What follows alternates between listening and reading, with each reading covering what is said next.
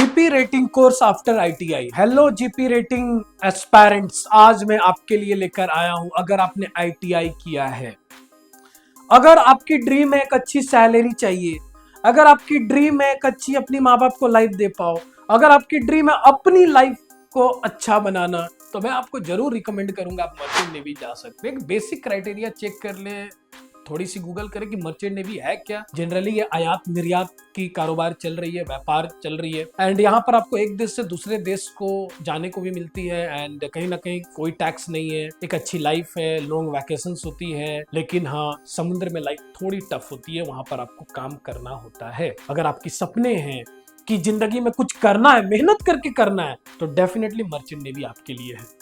अगर आपने आईटीआई किया है, आईटीआई इलेक्ट्रिशियन डिपार्टमेंट से किया है, मैकेनिकल डिपार्टमेंट से किया है, मैकेनिक ट्रैक्टर डिपार्टमेंट से किया है, अगर आपने 2 इयर्स प्रोग्राम आईटीआई कंप्लीट किया है, तो डेफिनेटली ये करियर आपके लिए है। आप जीपी रेटिंग कोर्स कर सकते हैं।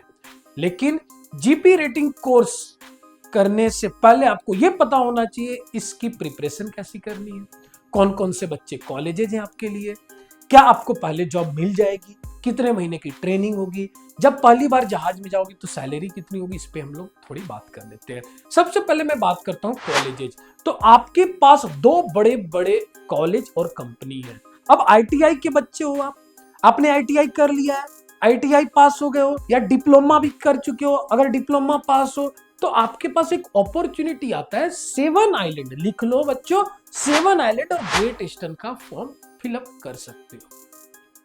7 आइलैंड और ग्रेट ईस्टर्न डायरेक्ट इंटरव्यू ले रही है।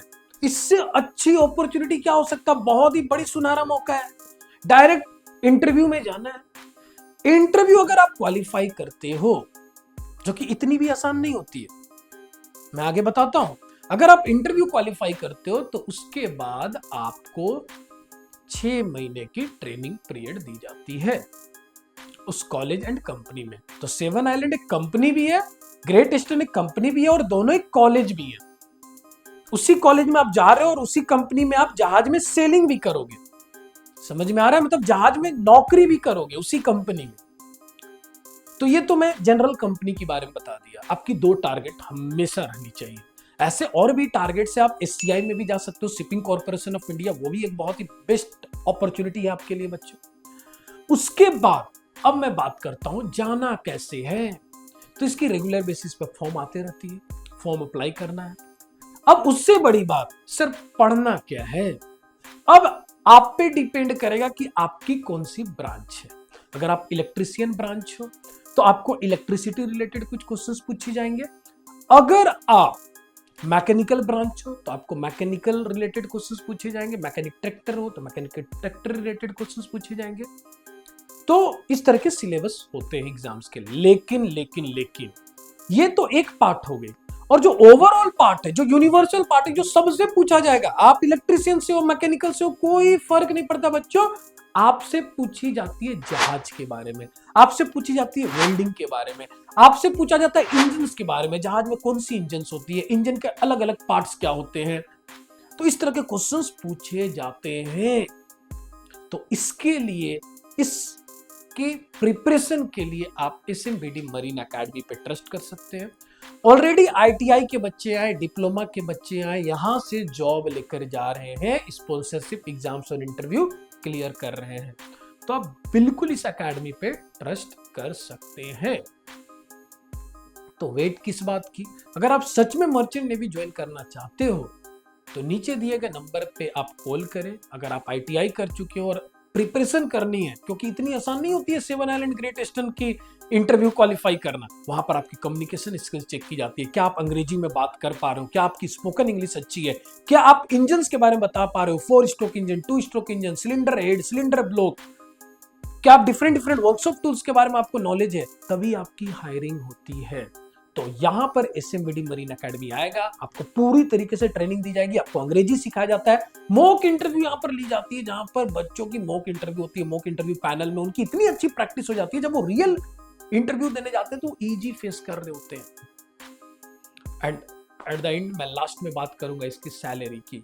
तो बच्चों, जब आप पहली बार जहाज में जाओगे तो आप ट्रेनी फिटर बनकर जा सकते हो, आप ट्रेनी वाइपर बनकर जा सकते हो एंड आपकी जो सैलरी होगी वो अराउंड 30,000 to 40,000 होगी स्टार्टिंग में।